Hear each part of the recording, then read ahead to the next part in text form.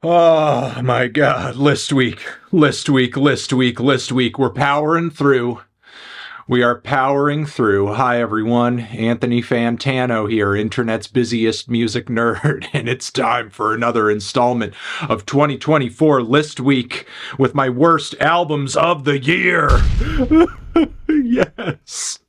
Just like every year I have to talk about my worst singles, I also have to talk about my worst albums. Yes, not just tiny, terrible songs, but big, terrible records. I have a top 10 here for you, but before I get into it, I do want to say this year's list is kind of unique from every awful albums list prior that I've done on this channel. And the reason why is that 2024 was a particularly saturated year for new music, and this is a trend that has been moving upward slowly for quite a while now, and it's to the point on this channel where I can't even cover all of the records happening within a 365-day period that are warranting some kind of discussion every week. But with so much music and so many projects and a limited amount of time, I just have to make some kind of cut or some kind of sacrifice somewhere. And when looking at these albums, I'm just thinking, I don't want to review this shit.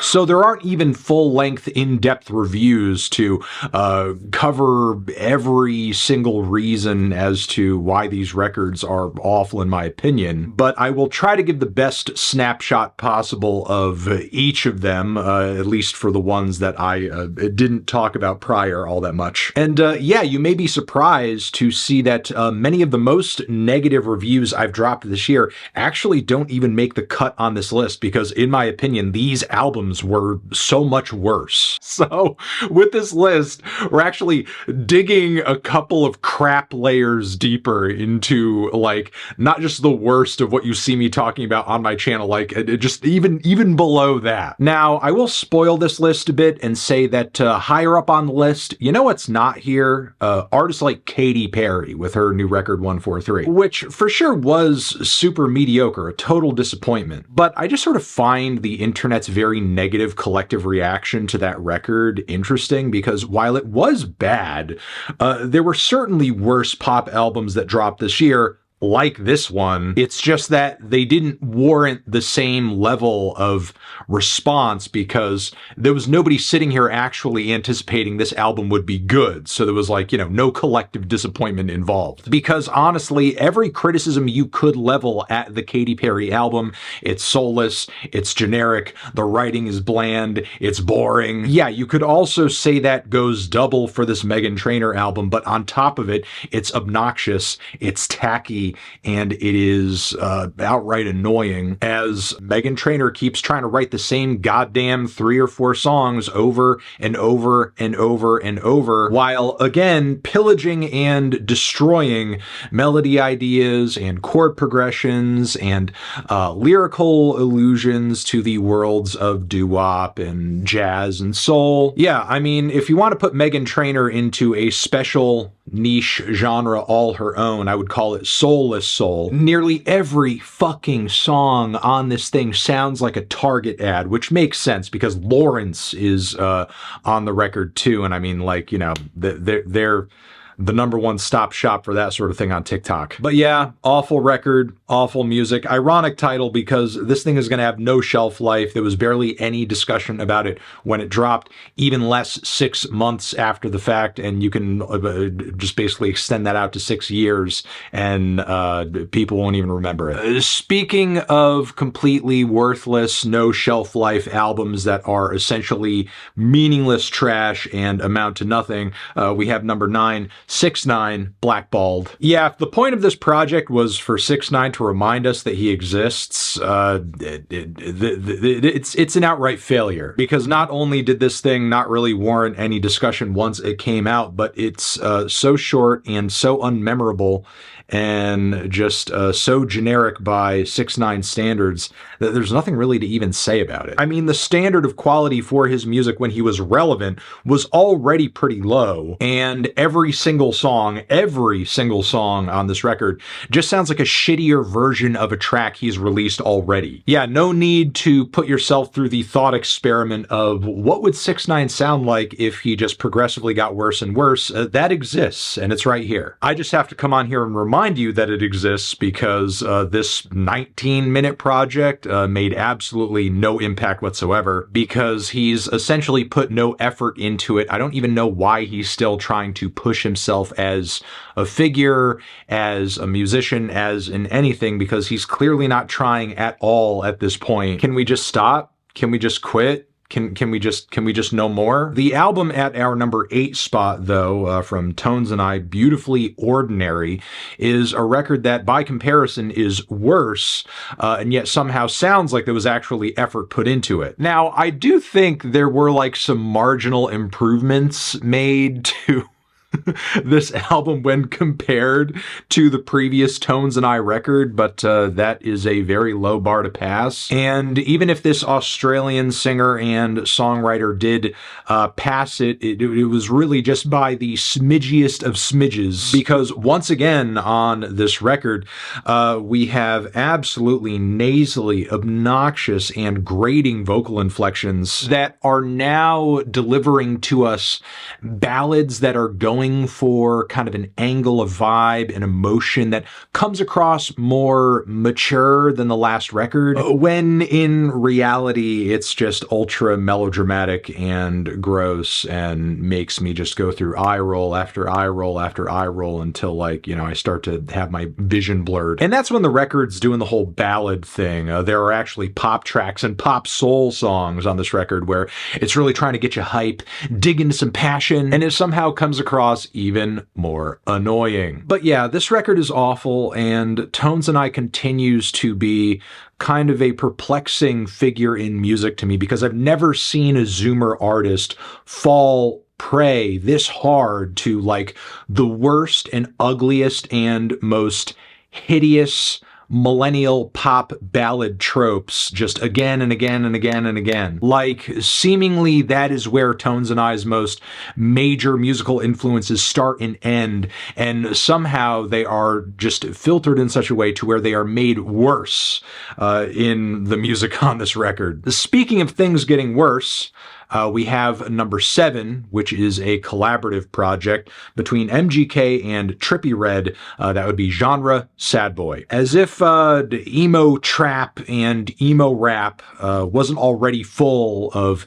mediocre, terrible, annoying, like just obnoxiously woe is me records. This project over here, which isn't even an entire album technically, it is an EP. Yeah, somehow this EP dips below those already very bare bones quality standards and goes to subterranean levels of awfulness with just one whiny, corny song after another, with some of the most generic songwriting this style of music has ever seen, and absolutely little to no like vocal or personal creative chemistry between MGK and Trippie Redd on this record. Why did they even make this? Because it's not even that exciting. It's not like they came together with a sound that was definitive to this style of music, or, I don't know, upped the ante in any way, or was new or novel or exciting. It's just like one of the most boring and uninspired emo trap records you're ever going to hear, and that's it. Boring and uninspired, though, are 2 words I would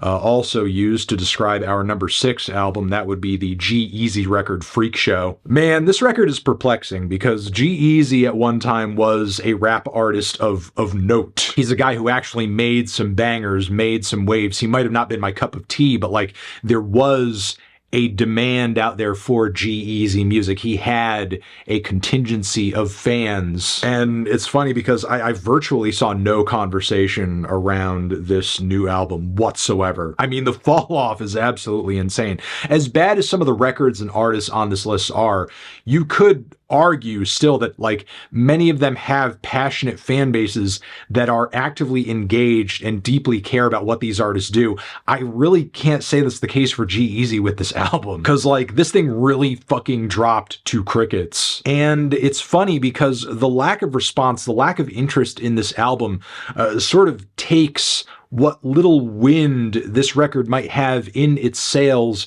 behind its narrative, which, like, you know, is all about G-Eazy wrestling with fame and, you know, people confronting him about switching up and so on and so forth. When it's like, dude, you don't have any fame to wrestle with on this album. Like, there might be some freak to this album, but believe me, there is no show. Even with the really fucking annoying, ridiculous theatrical carnival barker intro it tries to shove down your throat, and then every mediocre song to come afterwards with boring instrumentals, abso-fucking-lutely sauceless bars and performances on the mic, boring features, uninteresting song ideas. Like, this is handily one of the most pointless albums of the year. The record at number 5, though, on this list was an even more difficult listen. That is going to be Skillet with Revolution. Yep, one of the crappiest and most annoying bands in alternative metal is back, and they are bringing, once again, everything that has always made them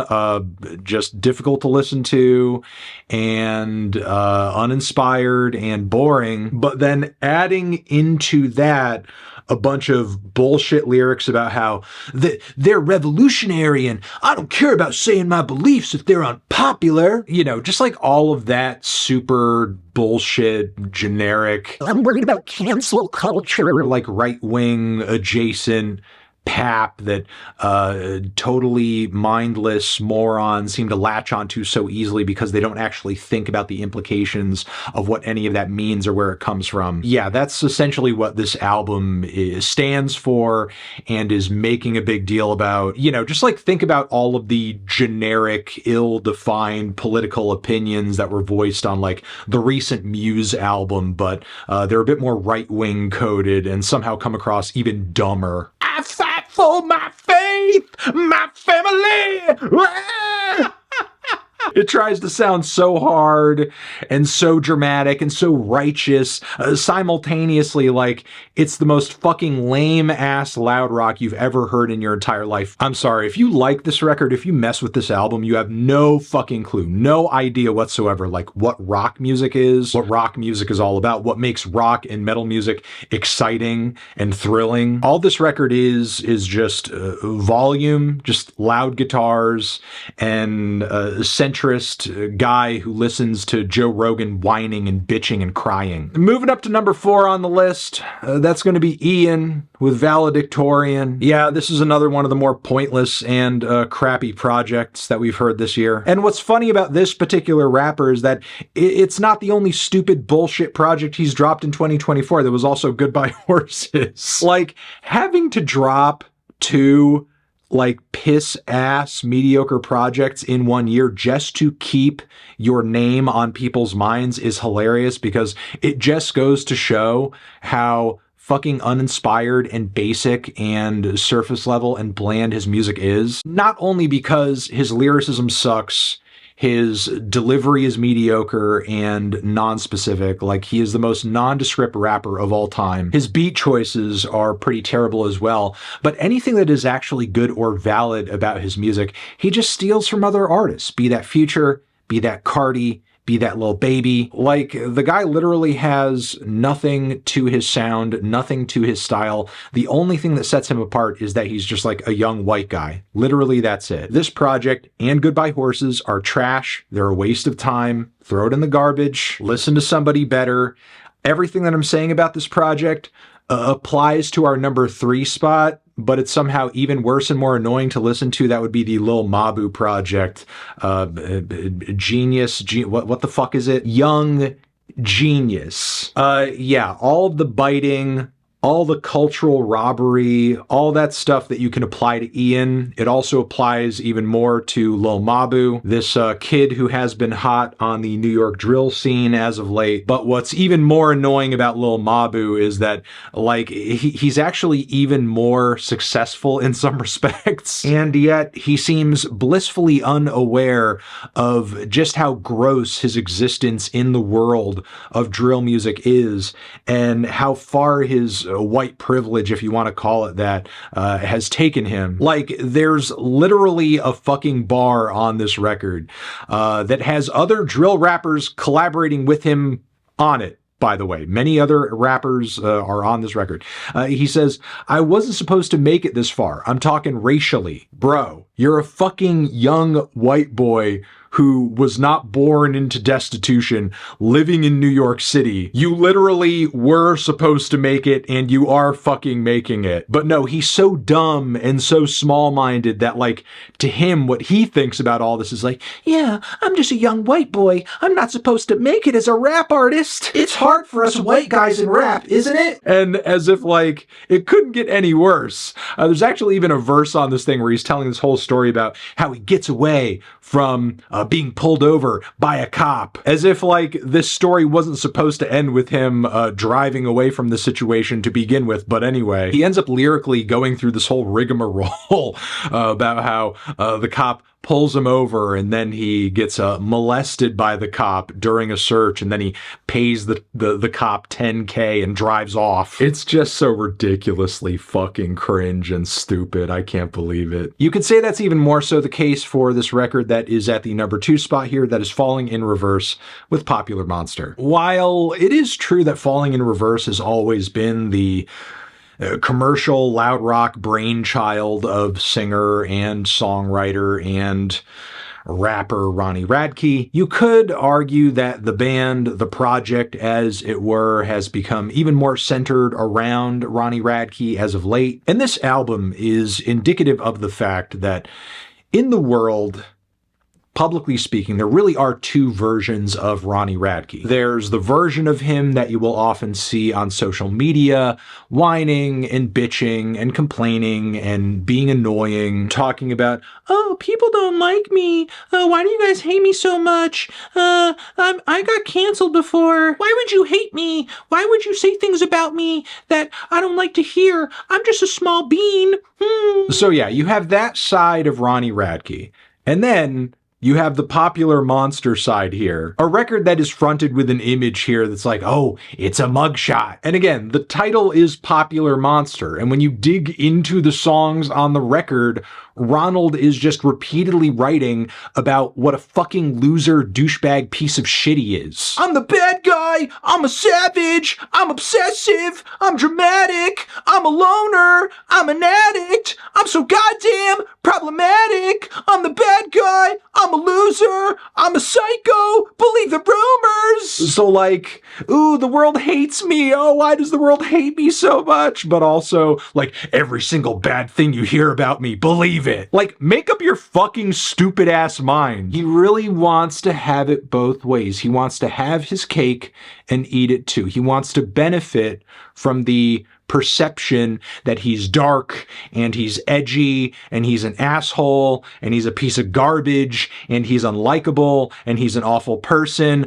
But simultaneously, when there's actually repercussions for the behavior and the reputation that comes along with those things, hey, why are you saying that mean stuff about me? And simultaneously, like, not only is that aspect of the album's narrative and personality just outright annoying, but also like, there's just so many shitty metal guitars on this record that don't even sound good. It's overproduced crap. The super pitch corrected vocal harmonies are total shit. On top of that, you have all of this like fast, edgy white guy rapping happening over a lot of these songs too. So many lyrical miracle ass bars. Like, really all I want to say in response to this album is grow up! You're not 12 anymore. Take some responsibility for your emotions and act like a man. And I don't mean man in the gender role sense. I mean just be a full-grown adult. Start taking some ownership for the way that people perceive you because of how you present yourself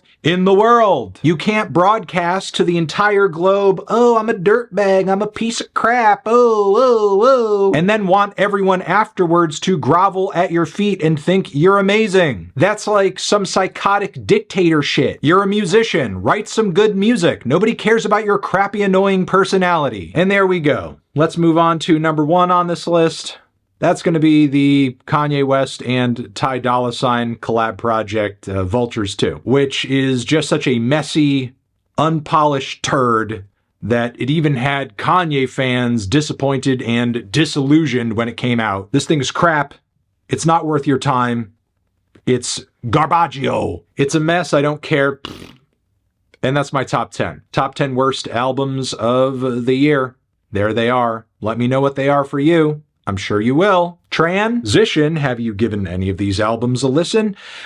If you did, let me know what you thought. And yeah.